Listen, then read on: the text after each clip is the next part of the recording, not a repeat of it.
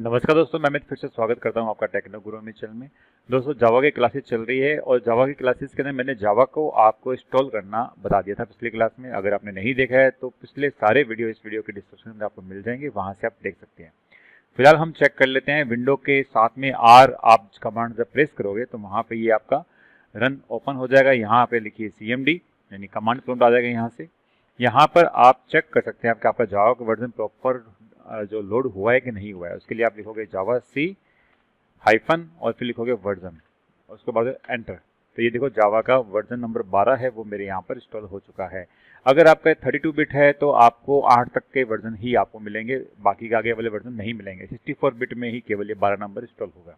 Clear? तो ये काम अगर आपका हो चुका है तो हम अब जावा का फर्स्ट प्रोग्राम करने को तैयार हैं। तो देखते हैं सबसे पहले फर्स्ट प्रोग्राम के लिए हमें क्या क्या चाहिए। सबसे पहले बात आती है कि हमें जावा का प्रोग्राम लिखने के लिए एक एडिटर चाहिए जिसके अंदर हम जावा का प्रोग्राम लिखते हैं। सबसे बेस्ट चीज़ प्रैक्टिस के लिए मैं बात मानता हूँ वो है नोटपैड। नोटपैड एक ऐसा है जिसके अंदर आपने फर्स्ट अगर 10-12 प्रोग्राम बना लिए तो आपको गलती होने के चांसेस बहुत कम हो जाएंगे। एक बार नोटपैड में आप काम कर लेते हैं उसके बाद एक एक्लिप्स होता है। एक्लिप्स एक ऐसा आईडी ही है, इंटीग्रेटेड डेवलपमेंट एनवायरनमेंट। अब इसको टेक्निकली नहीं समझो तो आपको मैं सीधा बताता हूँ कि आपके लिए जो कोडिंग है वो इजी कर दी। मतलब इसे कुछ चीज़ें ऐसी हैं जो पहले से बनी हुई है, आपको सिर्फ उस पर क्लिक करना है और वो उसका कोड ऑटोमेटिकली इसमें लिखा जाएगा।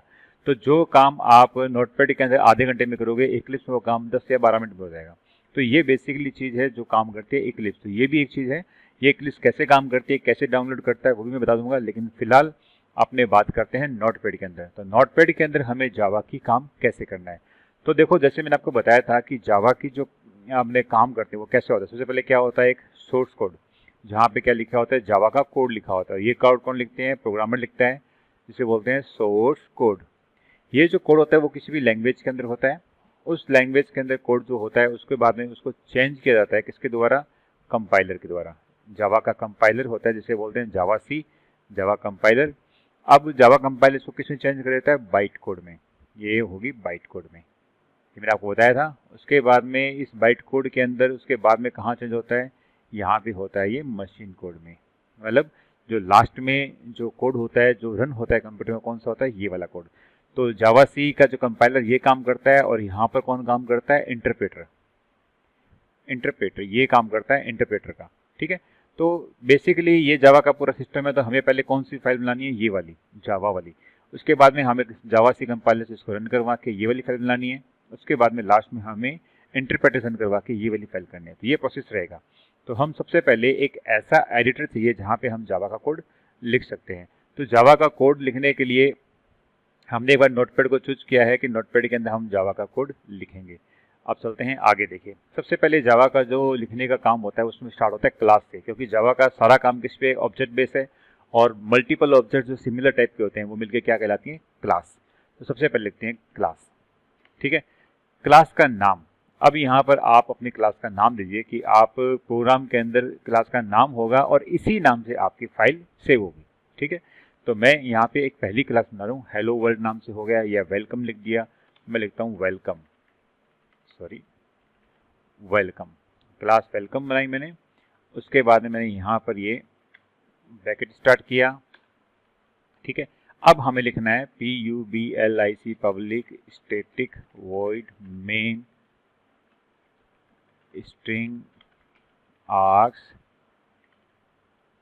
ये लेकर ये। अब मैं आपको एक एक चीज समझाता हूँ ये क्या है। देखिए, सबसे पहली बात तो क्लास तो आपको स्टार्टिंग में लिखना पड़ेगा। कोई भी चीज़ आप डालोगे वो किसके अंदर होगी? क्लास के अंदर। मैंने आपको बताया था कि मल्टीपल ऑब्जेक्ट होते हैं जो सिमिलर टाइप के, जैसे कि अगर होंडे की गाड़ी है या फिर ये मारुति की है, ये सेवलेट की है, ये सब मिलकर क्या बनती है? कार। तो कार क्या बन गई? अपने आप में एक क्लास बन गई। तो क्लास तो आपको लिखनी पड़ेगी। तो सबसे पहले क्लास वेलकम, ये तरीका होगा। उसके अंदर जो क्लास होगी वो उसमें 4 चीज़ें कैसे कैसे लिखी है और क्या क्या इनका मतलब है। पब्लिक का मतलब ये हो गया कि जो आपने क्लास बनाई है वो पब्लिकली सबके लिए अवेलेबल है। मतलब इस जावा प्रोजेक्ट के अंदर और भी कोई दूसरी भी कोई भी क्लास बनेगी तो वो सबके लिए ये अवेलेबल है। पब्लिक का मतलब ये होगा। अगर आप इसे प्राइवेट कर दोगे तो ये क्लास प्राइवेट हो जाएगी, कोई भी इसको एक्सेस नहीं कर पाएगा।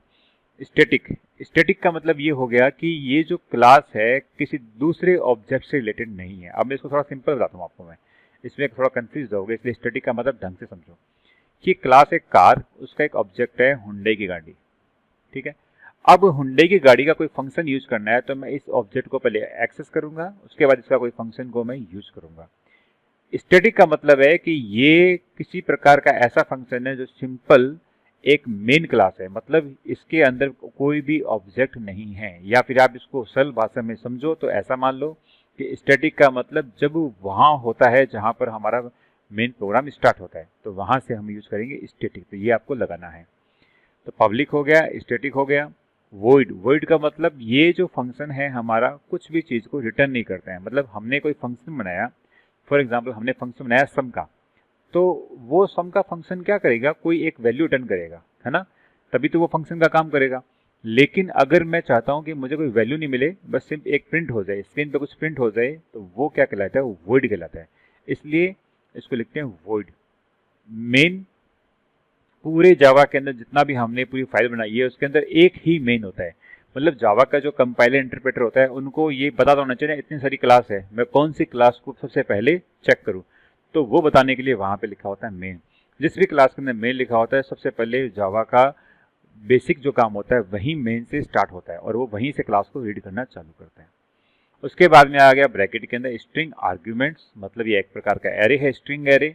एरे का मैंने आपको बताया हुआ था पहले भी क्लासेस के अंदर, लेकिन मैं आप जिन्होंने जावा स्क्रिप्ट या फिर वेब डेवलपमेंट क्लासेस नहीं देखी उनको बता दूं कि एक सी चीज़ें अगर बार बार हमें यूज करनी होती है तो वो हम उसके अंदर एरे के अंदर डालते हैं। जैसे कि फॉर एग्जाम्पल ये एक एरे है। एरे बेसिकली अपने मेमोरी के अंदर जगह बन जाती है और उसके अंदर मल्टीपल चीज़ें हम स्टोर कर सकते हैं। फॉर एग्जाम्पल हमें 0 से वैल्यू स्टोर करनी, तो 0 1 2 3 4 5 6, ये क्या बन गया, एरे। तो हम इसमें मल्टीपल चीज़ें स्टोर करवा सकते हैं, ठीक है। इसका नाम क्या होगा, ए, फॉर एग्जाम्पल कोई भी नाम डाल दो, मैंने इसका नाम डाल दिया ए, और इस प्रकार से एरे का निशान होता है, ठीक है।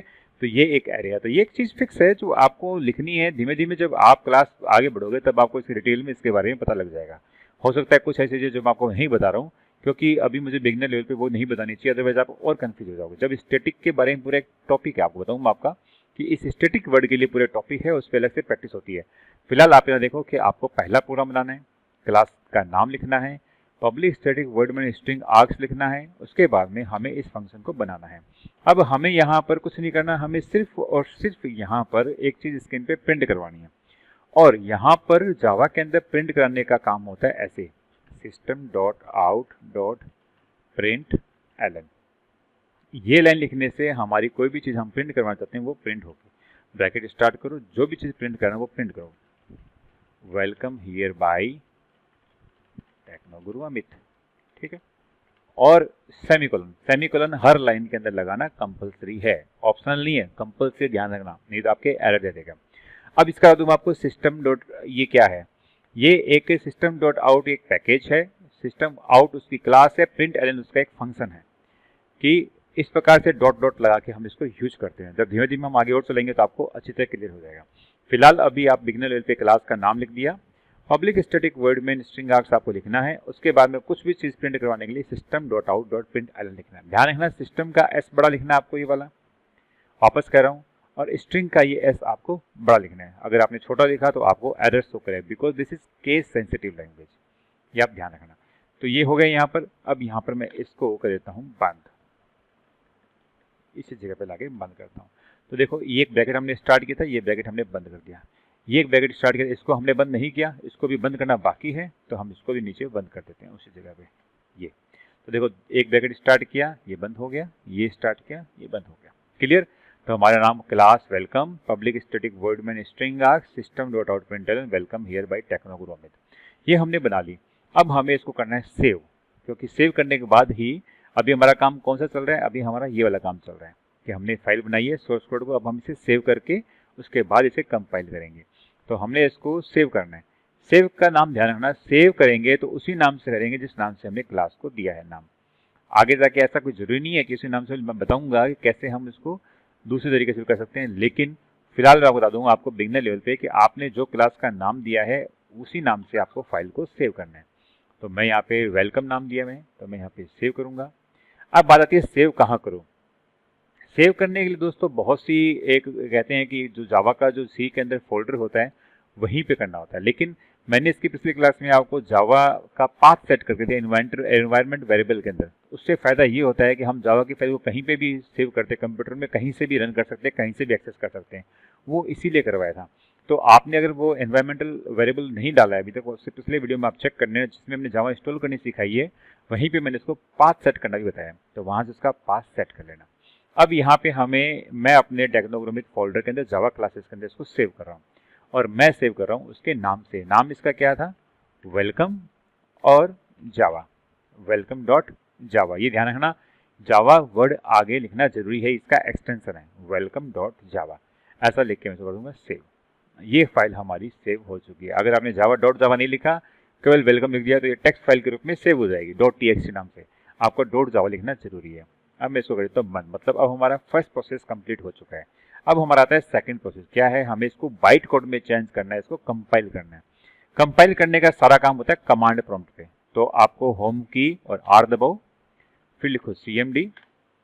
ठीक है, अब आपके सामने भी ऐसा आएगा, इस प्रकार से आपके सामने आएगा। अब एक बार मैं इसको थोड़ा सा बड़ा कर देता हूँ आपके लिए, ताकि आपको विजिबल हो। देखिए, अब यहाँ पर देखो, अभी मेरी जो फाइल पड़ी है वो लोकेशन ये नहीं है, C नहीं है, मेरी फाइल की लोकेशन है EDEF है, सॉरी F के अंदर पड़ी है मेरी फाइल। तो मुझे इससे बाहर आना है, जहाँ से भी मुझे बाहर आना है वहाँ पे CD डॉट डॉट बाहर एक फोल्डर पीछे आ जाएंगे, CD डॉट डॉट एक फोल्डर पीछे आ जाएंगे। अब हम कहाँ पे हैं? C में। हमें कहाँ जाना है? F में। आप यहाँ लिखिए F कोलन, बस इतना ही करके एंटर। अब आ गए हम F में, फिर लिखो आप DIR डायरेक्टरी, तो यहाँ पे हमारी डायरेक्टरी आ गई। अब यहाँ पर मेरी फाइल कहाँ पड़ी है? technoguruamit.com के अंदर। आप एक बार फर्स्ट टाइम, आप में बाद में भी चेंज कर सकते हो, मैं एक बार फर्स्ट टाइम करूँगा, उसके बाद मेरा बाय डिफॉल्ट यही रहेगा, CD लिखकर technoguruamit.com। CD का मतलब हम उस फोल्डर के अंदर जाना चाहते हैं। ठीक है, हम इस फोल्डर में आ गए, DIR डायल करो। अब देखो यहाँ पर हमने जावा क्लासेस नाम से एक फोल्डर बना रखा है, तो यहाँ पे देखिए जावा क्लासेस नाम से फोल्डर है कि नहीं है? technoguruamit.com, सॉरी अभी तक हमारा नहीं गया है इसके अंदर। हाँ, ये आ गया, हम आ गए जावा क्लासेस। ये रहा जावा क्लासेस का फोल्डर है हमारा, CD जावा क्लासेस। स्पेलिंग मिस्टेक मत करना। अब हमें इसके अंदर देखना है, तो DIR मतलब डायरेक्टरी, इस फोल्डर के अंदर। तो यहाँ पे देखो हमने कौन सा बनाया था हमारा? वेलकम, तो वेलकम डॉट जावा। चीज़ें और भी सरल हो सकती है, लेकिन मैं बिगिनर लेवल पे एकदम इजी लेके चलता हूँ, और जो चीज़ें हो सकती है कि जितना डिटेल में बता सकता हूँ उतना डिटेल में बताना चाहता हूँ आपको। तो अब हम आ गए जावा क्लासेस के अंदर, जो हमारा फोल्डर है। आप भी अपने फोल्डर के अंदर इसी प्रकार से आना है, CD या फिर DIR करके आपको एक के अंदर एक आता रहना है। उसके बाद में हमने जाना है जावा क्लासेस के अंदर, CD, सॉरी ये हमारे जावा क्लास में आ चुके हैं। अब हमें हमारी फाइल को कंपाइल करनी है। कंपाइल फाइल का नाम क्या है? वेलकम डॉट जावा। तो कंपाइल करने का तरीका है जावा C, मतलब जावा कंपाइलर स्पेस फाइल का नाम वेलकम डॉट जावा। अब आप नोट करो कि यहाँ पर अभी केवल डॉट जावा नाम से फाइल है। जैसे ही मैं इसको कंपाइल करूंगा, यहाँ पे डॉट क्लास नाम की फाइल बन जाएगी। एंटर मारता हूँ, ये ओके। अब यहाँ पर हमारे क्लास नाम की फाइल बन जाएगी, दिखाता हूँ अभी आपको। वेलकम डॉट क्लास बन गई फाइल। ये फाइल कौन सी है? ये फाइल है हमारी बाइट कोड की फाइल, जो कि किसी भी कंप्यूटर ले जाके हम उसको रन करवा सकते हैं, क्योंकि एक बार इसको कंपाइल कर लिया, ये बाइट कोड में चेंज हो जाएगी। उसके बाद हम इसको कहीं ले जा सकते हैं। That is the portability of Java. इसीलिए जावा पोर्टेबल है, इसको कहीं पर भी हम ले जाकर रन करवा सकते हैं। अब मुझे इस फाइल को रन करने के लिए इसको क्या करना पड़ेगा? इंटरप्रेट करना पड़ेगा। तो जावा C का मतलब हो गया कंपाइल करना, और सिर्फ जावा लिखते हैं तो इसका मतलब हो गया इंटरप्रेट करना। मतलब अब मैं जब भी इसको इंटरप्रेट करूंगा, ये फाइल को लाइन टू लाइन पढ़ के इसको क्या करवा देगा? रन करवा देगा। तो फाइल का नाम क्या है? वेलकम डॉट जावा। ठीक है, लिखा हुआ गया welcome here by Technoguru Amit, यानी फाइल में कोई समस्या नहीं आई, हमारी फाइल यहाँ पर रन हो चुकी है, आउटपुट हमारे सामने आ चुका है। क्लियर समझ में आई? पहले हमें क्या करना है, उसको डॉट जावा वाली फाइल को हमें जावा कंपाइलर से कंपाइल करना है। उसके बाद उसकी डॉट क्लास फाइल बन जाएगी, फिर हमें उसी डॉट जावा फाइल को जावा इंटरप्रेटर से इंटरप्रेट करना है, हमारा रन हो जाएगा। ठीक है, अब मैं तो आपको एक चीज़ और बताता हूँ, इसको मैं एक बार स्मॉल कर देता हूँ। अब मैंने आपको ये इसलिए बताया क्योंकि कई बार क्या है, हमारे पास में गलतियाँ बहुत जाती है, और गलतियाँ इसलिए हो जाती है क्योंकि हम ध्यान नहीं देते कि भी हमारे टाइपिंग के अंदर ऐसी मिस्टेक्स होती है जो हम नहीं करना चाहते हैं, लेकिन फिर भी हो जाती है। तो उसको कैसे सुधारें, तो उसके लिए मैं आपको बताता हूँ। हमारी फाइल है वेलकम वाली, ये जो फाइल है, ये वाली फाइल, इसके अंदर काम करते हैं, पब्लिक की जगह पब्लिक कर देते हैं। ठीक है, पता नॉर्मल मिस्टेक है, हो सकती है, कोई बड़ी बात नहीं है।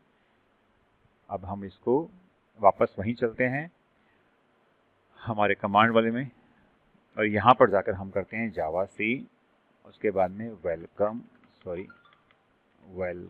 डॉट जावा।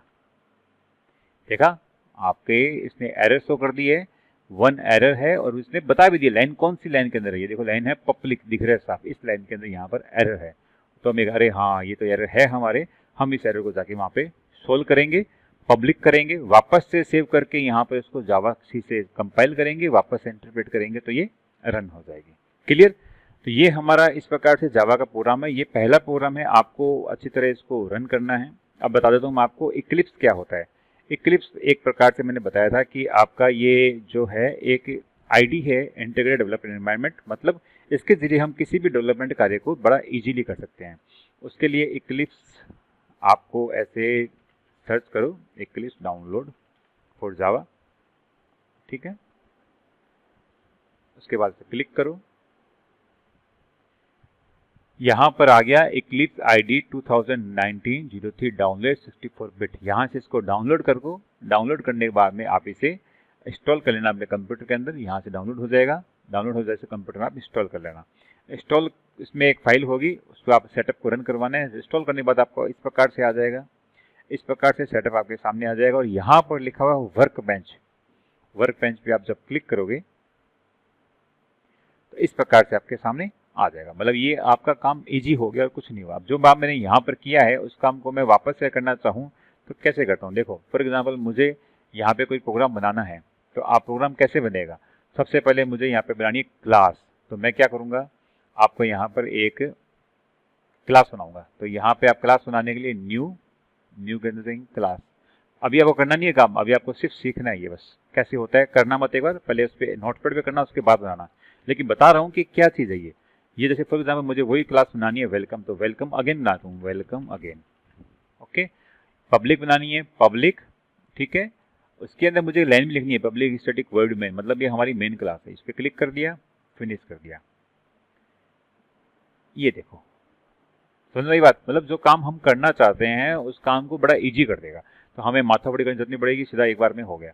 अब हमें यहाँ पे इसके अंदर कुछ लिखना है, इसके अंदर जैसे हमें वो सिस्टम डॉट आउट करना होता है, यहाँ पर sys sys dot out control space, sorry वापस से करते हैं इसको।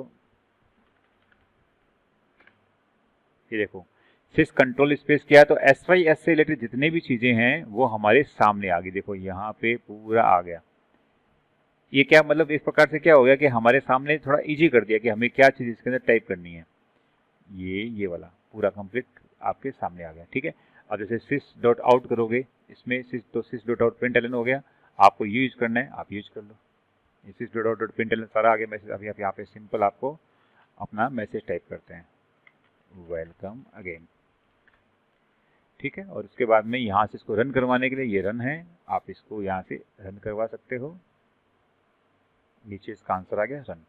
मतलब आपको कहीं पे भी, क्योंकि देखो ये बार बार आपको कंसोल में जाकर रन कराओगे, इससे बड़े सीधा यहाँ पे देखो इसका आउटपुट आ रहा है, सीधा यहीं पे नीचे कंसोल के अंदर आउटपुट आ गया। तो आपको ज़्यादा इधर उधर जाने की जरूरत नहीं है, आप यहीं से बनाओगे और यहाँ पर आपके सामने आउटपुट आया। तो ये थोड़ा ईजी काम है। लेकिन मैं वापस कह रहा हूँ बार बार, सबसे पहले आप क्या करिए, नोटपैड के अंदर लिख के 4-5 प्रोग्राम बनाइए। इसके अगली क्लास के अंदर मैं आपको कुछ एक चीज़ बताऊंगा, वेरिएबल वगैरह क्या होते हैं, कुछ हर क्लास के साथ में आपको एक दो प्रोग्राम बताता रहूँगा, ठीक है। और आई थिंक ये समझ में आ गया होगा आपको। नेक्स्ट क्लास के अंदर मिलेंगे नई चीज़ के साथ। देखते टेक्नो गुरु अमित, धन्यवाद।